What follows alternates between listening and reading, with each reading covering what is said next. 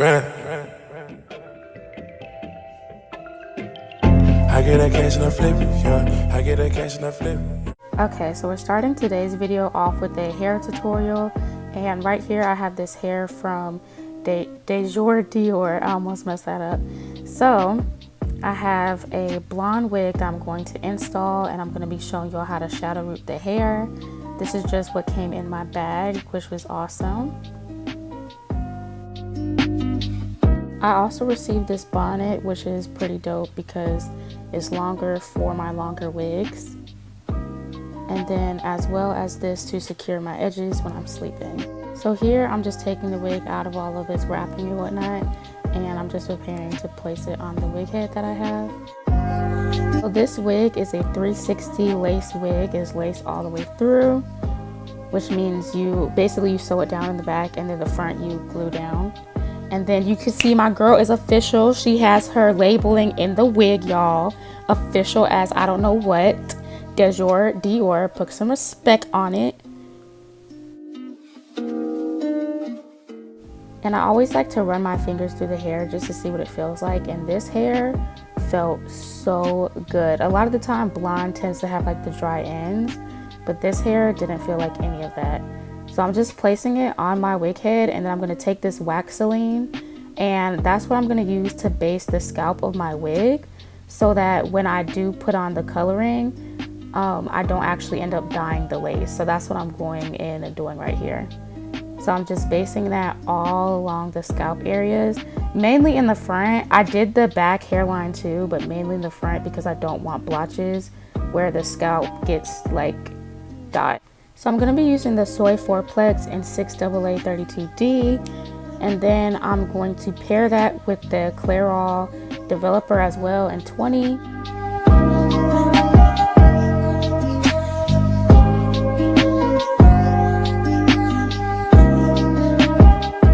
I'm going to go through and I'm sectioning the hair because it's easier to work in smaller sections when you are trying to dye the roots.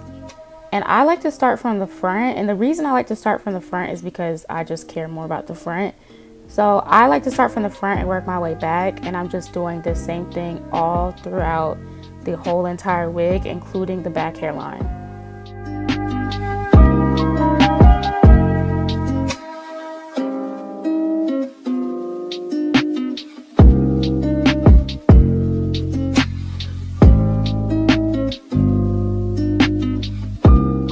So as you can see, the color is going to oxidize and get a little darker as you're working your way through the wig. So that's kind of indicative of how the actual color is going to turn out, but it's going to be just a tad bit lighter. So this is what it looks like when you're done putting the color. And then I like to go through and shimmer light the wig versus toning it. I used to try and tone my wigs, but it just always was really harsh on the hair. So now I just like to go through and wash it with the shimmer lights to get out that brassy color. So afterwards, you can see how it's not as yellow, and it's a little more silvery than before, which is exactly what I was going for.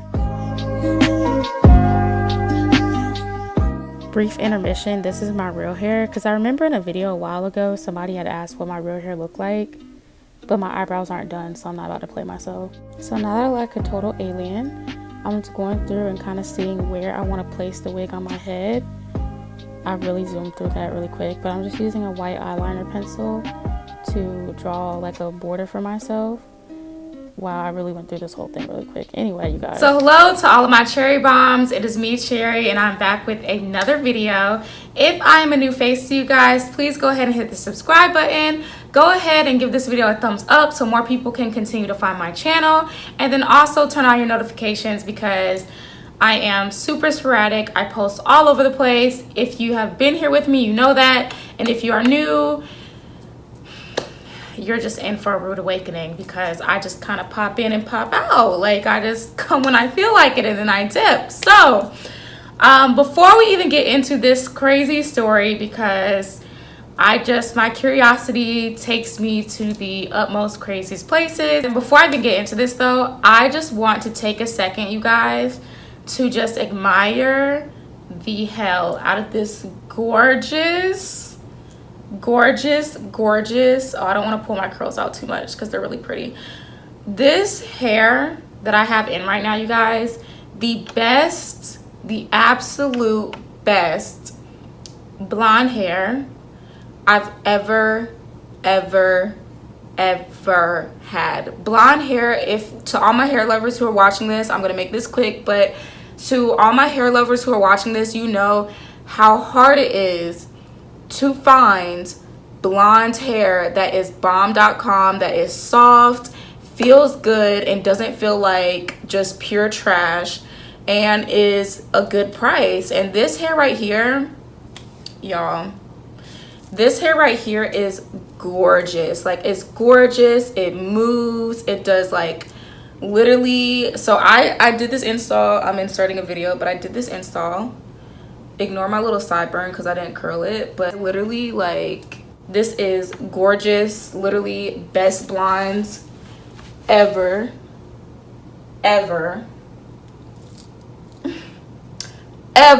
So I got this hair from my good friend Dajour. Oh my god, the bag is too shiny. Okay, so I got this hair from my good friend Dajour Dior. So Dajour, if you're watching this, which I hope you are, I told Dajour I was gonna wear my bonnet that she gave me because this bonnet is so freaking cute and I'm so here for it. Excuse mine because it's kind of like wrinkly right now, but literally I'm so here for it because it'll fit all my hair. I'm gonna tuck it right in there and I'm gonna be snatched, and this is gonna hold down my edges while I sleep. So I originally told Dajour that I was gonna like whip this off in my video, and because I'm about to go somewhere and because it has taken me, like, just getting to record this video has been so hectic, I'm not gonna get to do that. But I will be sleeping in my lovely bonnet tonight, my extra long. Okay, so I will post all of Dajour's information over here or over here, and then it will also be in the description box down below if you all would like to purchase hair from Dajour. She also does hair in Charlotte, North Carolina, you guys. She is bomb.com, so sweet, always a good time, great vibes, and I literally love her to death. Support her business and go book so that you can have your hair laid, because sweetie, what are you doing? Like, what's going on? I actually was, because Dajour actually offered to lay mine. I ended up laying my own, but she actually offered to lay mine, and I really wish I would have done it just because, like, I have never had my hair professionally laid down, and I feel like that would have been so nice. But I also know Dajour is super booked, and I just felt like bad, like trying to be like, oh, can you do my hair, can you do my hair, knowing that like Dajour is booked, baby, booked and busy. Bookings open once a month, so you guys need to go ahead and hurry up and book your appointments now. And we are about to get right into this video. Shout out to Dajour, I freaking love you, and thank you so much for this hair. How do I even want to start this, y'all? I talked about this in one of my lives. Again, I titled that live, and now that I'm about to do a whole video about this, I don't know if I'll keep that live up still, because then I'll just be hearing about the same thing twice. But I titled the live, "This was not supposed to be this juicy," because I can't remember how we got on the subject, but we ended up talking about BDSM and dominatrix and like all that stuff, and I ended up telling a story on my live about how I actually went into like a sugar daddy date that I went on when I was in New York, and somehow that led into the whole BDSM conversation. I cannot remember how, but I'm about to tell you guys about how I tried to be a dominatrix in New York City and what my experience was like. I went for one night, and yeah, so just stay tuned. If you're interested in that whole thing, stay tuned. Okay, so I moved up to New York with a friend, and this particular friend is very into BDSM. Now, me personally, I don't have any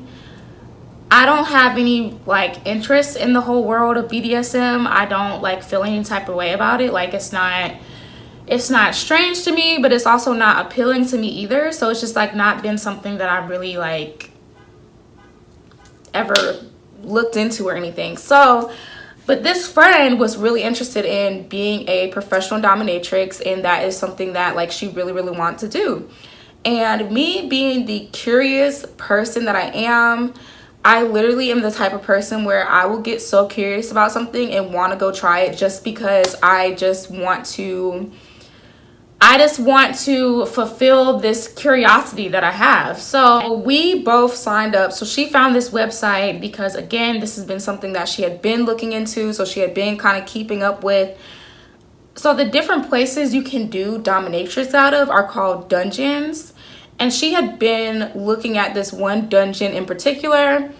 And I am literally, when she said dungeon, I'm like, again, this is all new to me. I'm just like, okay, like, dungeon, I'm thinking like castles and like I'm thinking Game of Thrones. I don't watch Game of Thrones, but I'm literally like, that's the first thing that popped in my head was like dungeon. That sounds like really like medievally or whatever. But so she picks this dungeon and she reads like the criteria for what you need to do to in order to come in for an interview, all that stuff. And both of us sign up. So basically she picked the dungeon, we went on the website, and I want to say like you have to send a picture of yourself, you make up a fake name or whatever, and you send it in, like you just send the email. I can't remember. It was something like that. It was very vague. And we both ended up getting called back like right then to come in and do an interview. And both of us got hired like on the spot, of course, because it's like, in the world of anything that is sex work, it's just not particularly hard to get hired. Like, it's literally like you have to either just like be, I can't even say look like a kid, because even then it's not always hard to get hired. So the lady is like, oh, well, pick a day that you want to be your first day. So me and this friend are like, okay, well, we want to go in together, because for her, like, she would have went regardless. For me, again, like, I am not really into this stuff. Like, I don't know anything about it. I don't want to go alone. So I'm just like, okay, I will go with you. And we picked like, it was like a Monday.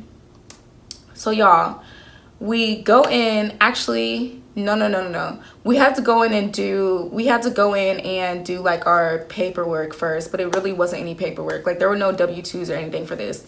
It was really like, when you really think about it, it was super under the table. So I think it was like the day before, like maybe we went in on Sunday and we took our pictures for like the site. And we like, and they weren't like, when I say took our pictures for the site, it wasn't like naughty pictures or anything like that. So basically you just like, you pick one of the rooms. The lady who was in charge of everything took us to the room. Like, she walked us through.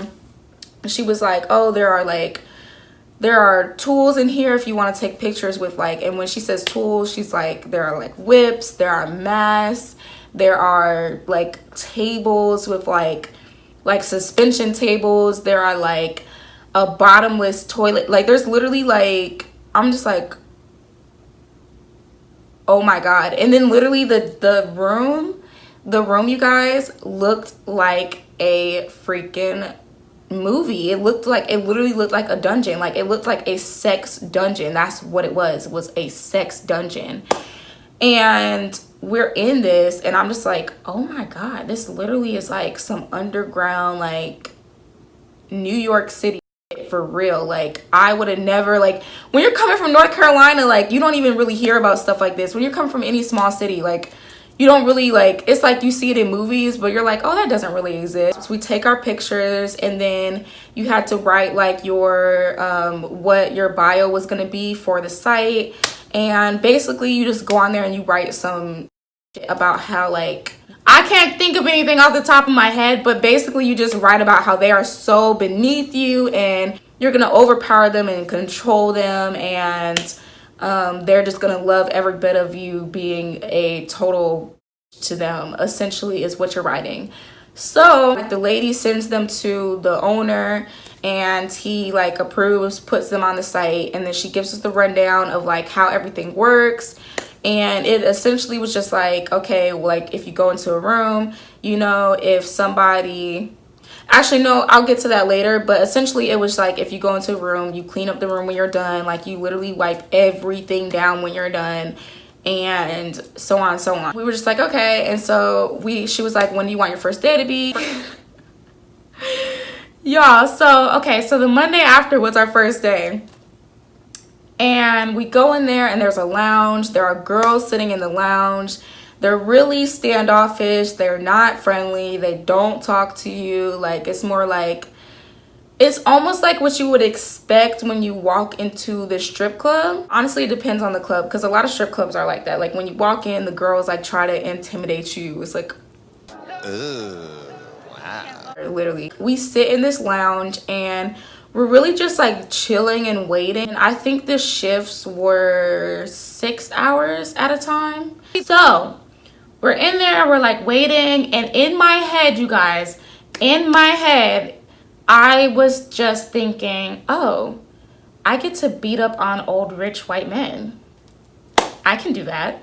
Literally, I don't know why I was being so simple-minded about it. Like, why I wasn't thinking about, like, the fact there's so much more to it. I don't know, because, like, I had looked up a couple YouTube videos on, like, dominatrix stuff, but everything was more so just like people interviewing dominatrix, and you know, like when people are interviewing them and stuff, like they keep it very light. It's very like, they just keep it very light. They're not about to show you like no like extreme anything. So I'm just not even, I literally am just thinking like, what? I get to just beat up on old rich white men and talk shit? Like, I could do that, like, and get paid $80 an hour for it. Why not? So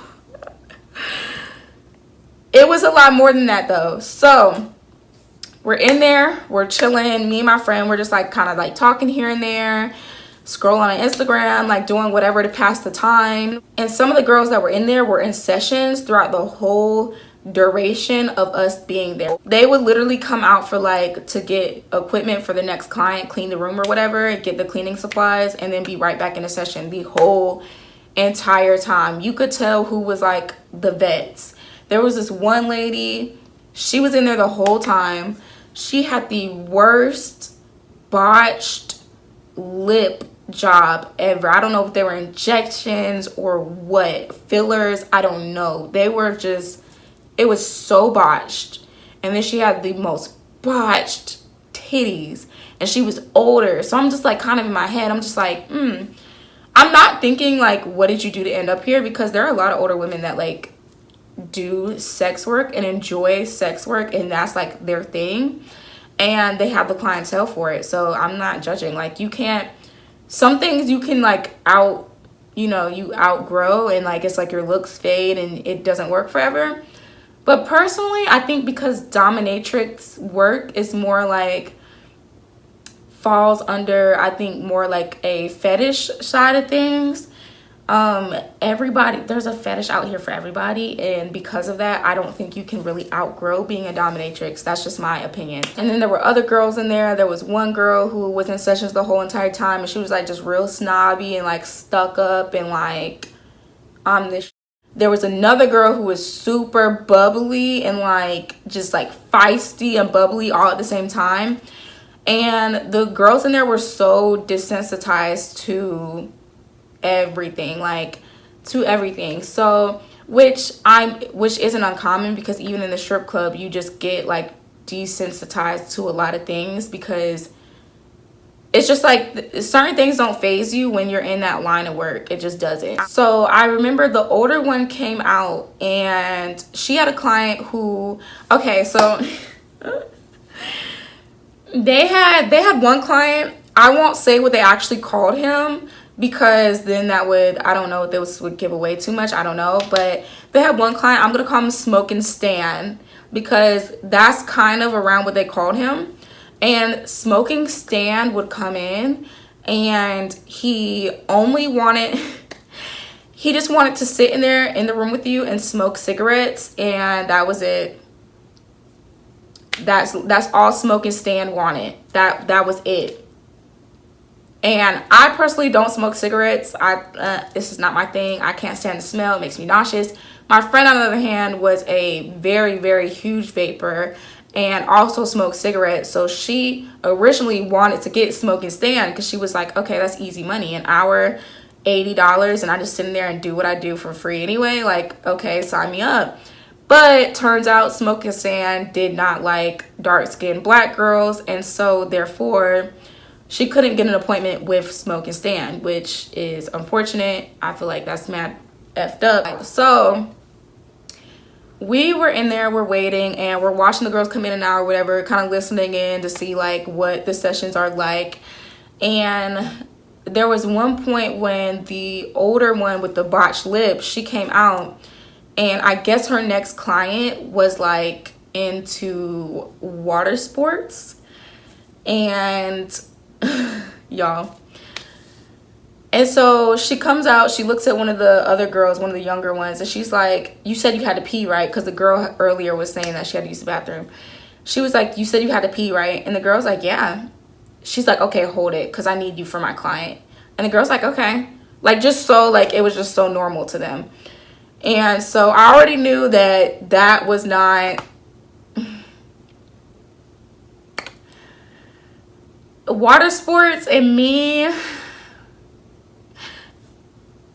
never. So I was just like, okay, well, we're Xing that out, because the way that it worked is like you can pick and choose what you're comfortable doing. It's not like you're just in there and they're like, okay, we have a client, you need to go do this, you're available, you don't have anybody right now, so you need to go do this. It's not like that. It's like, we have a client, if they didn't pick anybody, like if they didn't have a regular person they came and saw, what would happen is everybody would go in the room one by one. You would introduce yourself to the client, and y'all, literally, I feel like I'm being judged as I'm saying this, because I feel like so many people are going to take this the wrong way and be like, so you were a prostitute? No, that's, baby, no.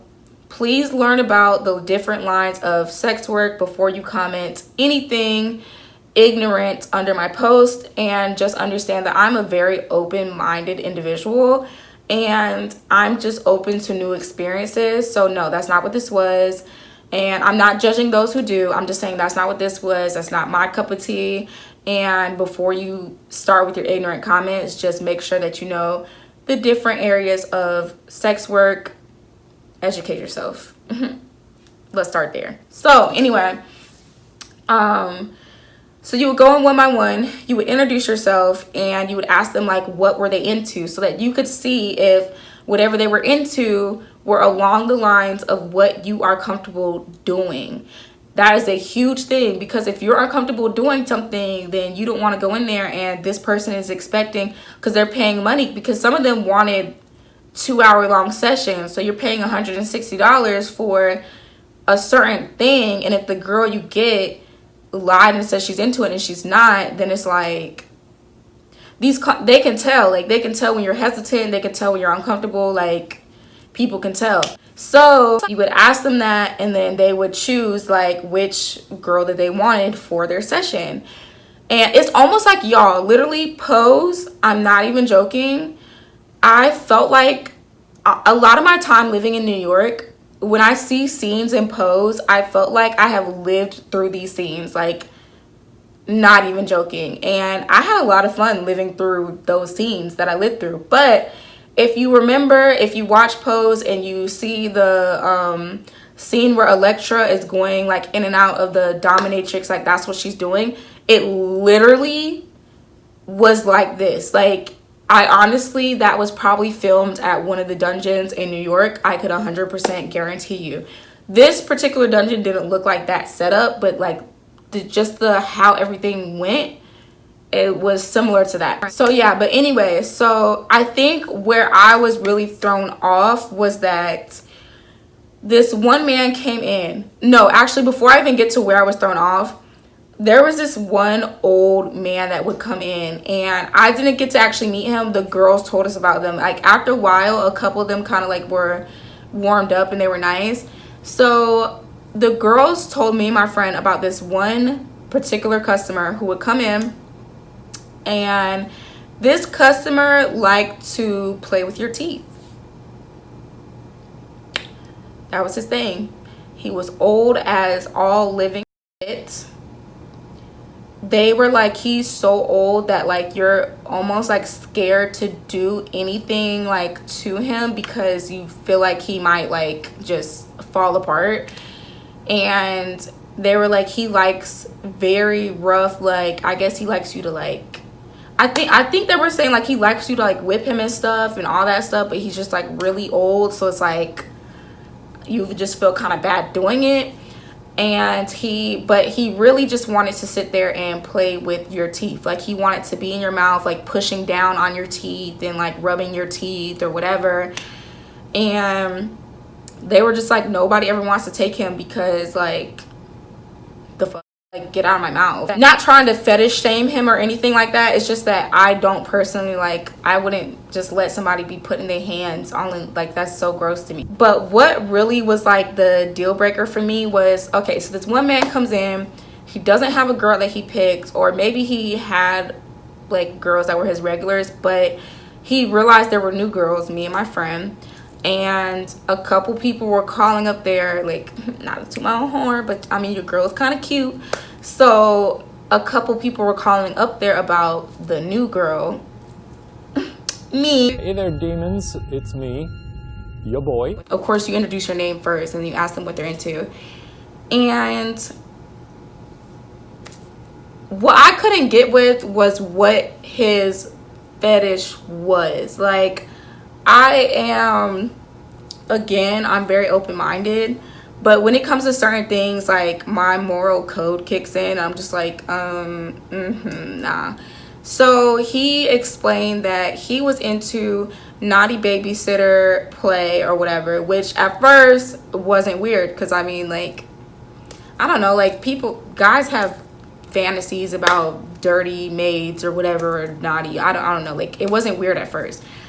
What got weird was when he was talking about the fact that he wanted to be a little boy and you were supposed to be his babysitter and you were taking advantage of him, but like forcefully taking advantage of him and entering his body. So I was just like, oh no. I'm not helping you act out some sick, I'm trying not to get demonetized in this video. I'm not about to help you act out some sick M-word fantasy. Like, no. Like, no, I'm not. So when he said it, you could see it in my face that I was like,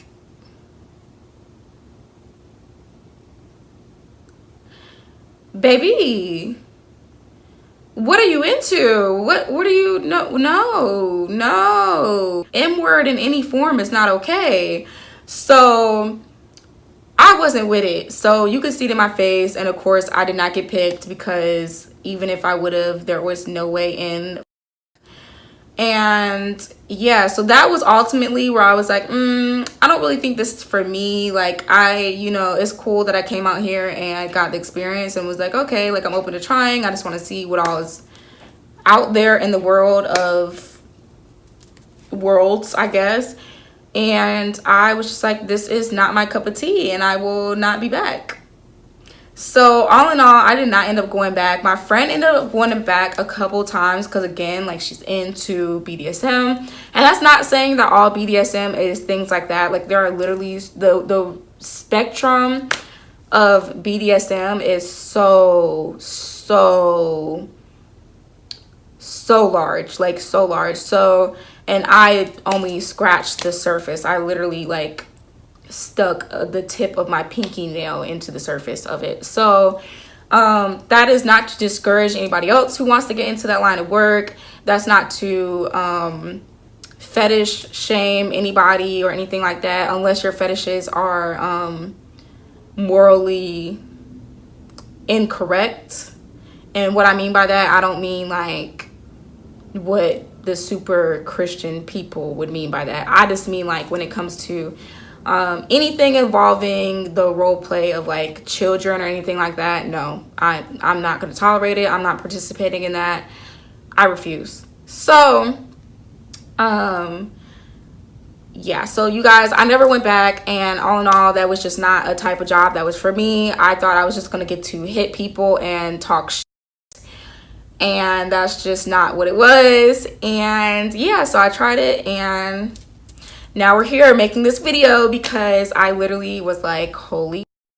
So that is my story about trying to be a dominatrix in New York City, you guys. If you like this story time, please let me know. Leave a comment down below. Please don't leave any crazy comments. They will get deleted. Subscribe to my channel. Turn on your post notifications. I will see you guys in my next story time. I love you guys all so much. Oh my God, before I forget, I am literally coming up on 20K, you guys. Thanks to everybody who supports and watches my channel. I really love you all so freaking much, because without you guys, this channel would be nothing, and y'all have helped me come such a long way, and I'm really appreciative. So I am going to do a giveaway for my 20K mark, and I'm trying my best not to miss this mark like all my other marks. I'm going to be doing a giveaway, so please stay tuned for the giveaway details. I will post them on my Instagram for everybody who's interested.